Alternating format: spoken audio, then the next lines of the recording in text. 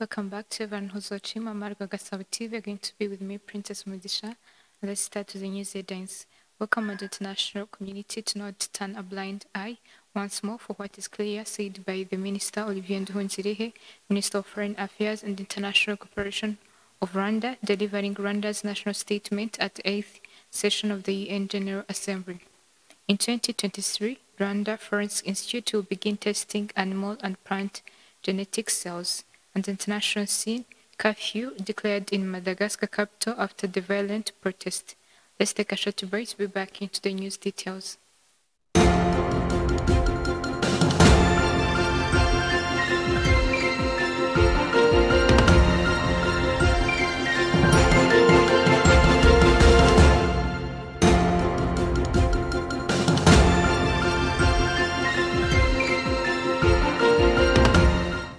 Let's start our news in Rwanda, where we call on the international community to not turn a blind eye once more for what is clear, said Olivier Nduhungirehe, Minister for Foreign Affairs and International Cooperation of Rwanda, delivering Rwanda's national statement at 8th statement of the UN General Assembly.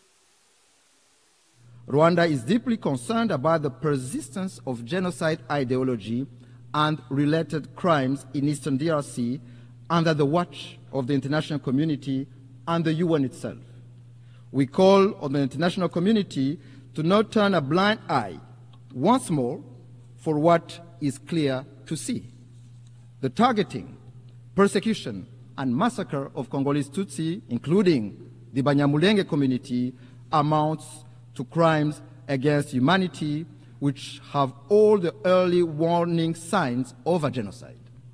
Indeed, genocide follows a pattern. It follows clear stages.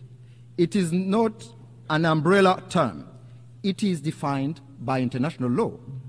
Genocide targets a specific group for who they are, with the intent to exterminate them as such. In this regard, no amount of calculated cynicism can rewrite the truth and recast perpetrators as victims or victims as perpetrators. These are denialist behaviors often deployed by perpetrators. In the same vein, no claims from a government arming a genocidal militia will change the facts of history.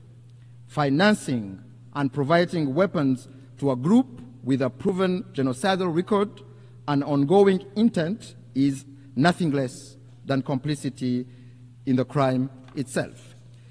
I must say that if there are crimes in the DRC committed for economic gains, they have clear names. Those are corruption, bad governance, and the embezzlement of public funds. Turning to our next story, former Prime Minister of Ethiopia, His Excellency Haile Mariam Desalegn, explains the inspiration behind the African School of Governance.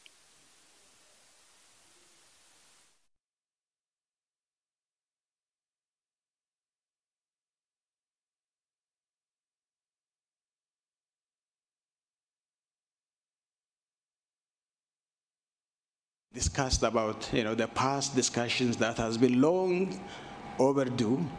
I think that has come to the point that we should start this now. And that's where we started. The inspiration came, as the President said, some of the countries, especially the ASEAN countries and the Asian tigers, everybody knows. Singapore, South Korea, even China now, moved in a generation time from rags to riches.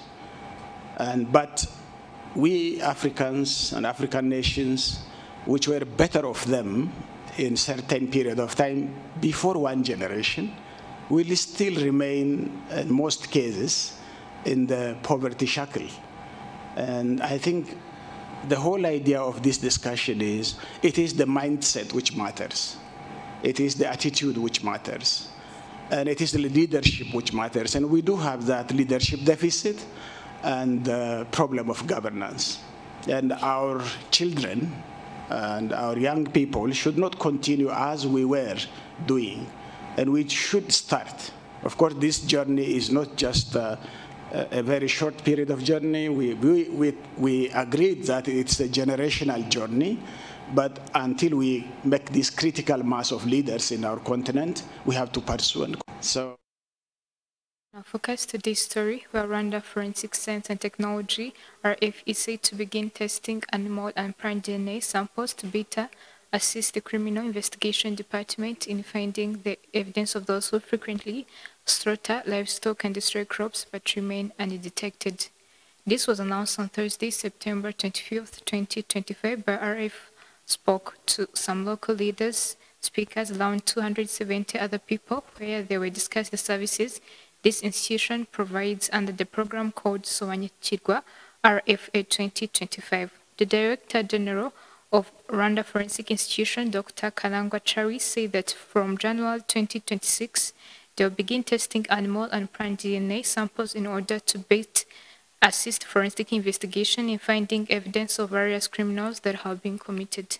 This testing of animal and plant DNA has been welcomed by some leaders and residents of Goma district who say it will reduce the crime. Patrice said that he had benefited from RF told them the price of DNA testing was not expensive and those who destroyed people's crops and slaughtered cows were going to be identified. Various leaders in Goma district were asked to ask residents to contact our Rwanda Forensic Institution where they will need its services, which included DNA testing, drug testing in the human body, testing of illegal drinks and drugs, testing signals and documents to approve their authenticity in dispute resolution, and many more. Let's take a short break to be back into the international news.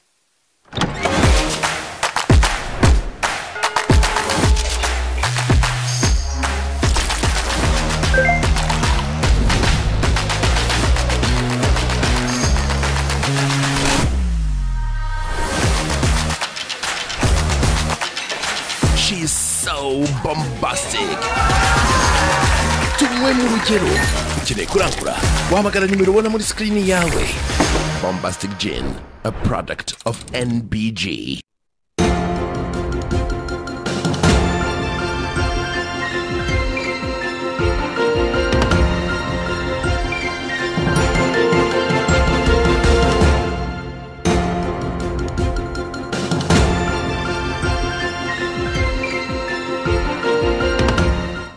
Let's take a look into international news, where authorities in Madagascar on Thursday imposed a dusk to dawn curfew in the capital after the protest over the frequent power outages and water shortages turned violent, according to the top security official. Kamikaze Lane proceeds. On the international news, let's start in Africa, where a dusk to dawn curfew has been imposed in Madagascar's capital Antananarivo after protests over chronic water and power shortages turned violent. Tens of thousands of mostly young demonstrators defied the prior ban to march through the city, demanding restored access to electricity and clean water. During crashes, security forces fired tear gas to disperse the crowds. Looting and arson also erupted. A major shopping mall was set ablaze and the homes of two lawmakers were vandalized. General Angelo, who leads a combined police-military security unit, say the curfew from 7 p.m. to 8 a.m. is necessary to protect citizens and property until public order is restored. The unrest has spread into various neighborhoods, illustrating deepening frustration with President Andry Rajoelina's government over its failure to address basic infrastructure and services. Moving ahead on the international news, President Donald Trump has signed an executive order declaring that his proposed say on TikTok's U.S. operations satisfied national security conditions under a 2024 law. The new U.S. entity is valued at approximately $14 billion, according to Vice President J.D. Vance. Trump delayed enforcement of the law banning TikTok unless a divestment is completed until January to allow time for restructuring. Under the plan, TikTok's recommendation algorithm would be retrained and monitored by U.S. security partners, with algorithm operations controlled by the new joint venture. Trump said he spoke with Chinese President Xi Jinping, who reportedly approved the deal and named Microsoft founder Michael Dell, Rupert Murdoch, and other top investors as potential participants. The restructuring must still satisfy numerous technical, regulatory, and transparency demands to ensure American oversight. Concluding, former FBI Director James Comey has been indicted by a federal grand jury in Virginia on 2 charges, making false statement and obstruction of justice. The indictment alleged Comey lied during September 2020 congressional testimony about whether he authorized leaks of classified information regarding his conversations with President Donald Trump. Prosecutors claim he knowingly directed an unnamed person to act as anonymous source while denying it to the Senate Judiciary Committee. Comey maintains his innocence, declaring he has great confidence in the federal judicial system and calling the charges politically motivated. The case led by U.S. Attorney Lindsey Harrigan, a former Trump lawyer, comes after Trump publicly urged the Justice Department to target his critics. Comey's arraignment is scheduled for October 9 in Alexandria, Virginia. If convicted, he faces up to 5 years in prison. Legal experts warn prosecutors must prove Comey intentionally lied, making the high-profile trial a challenging test for the Justice Department. Kamikaze Gislen, Mamargo Gasabo TV. As we come to the end of the news edition today, let's go back with the news headlines. We call on the international community to not turn a blind eye once more for what is clear to see, said Olivier Nduhungirehe, Minister for Foreign Affairs and International Cooperation of Rwanda, delivering Rwanda's national statement at the 8th session of the UN General Assembly. In 2026, the Rwanda Forensic Institute will begin testing animal and plant genetic cells. On the international scene, curfew declared in Madagascar capital after the violent protests. Thanks for having me. Stay tuned.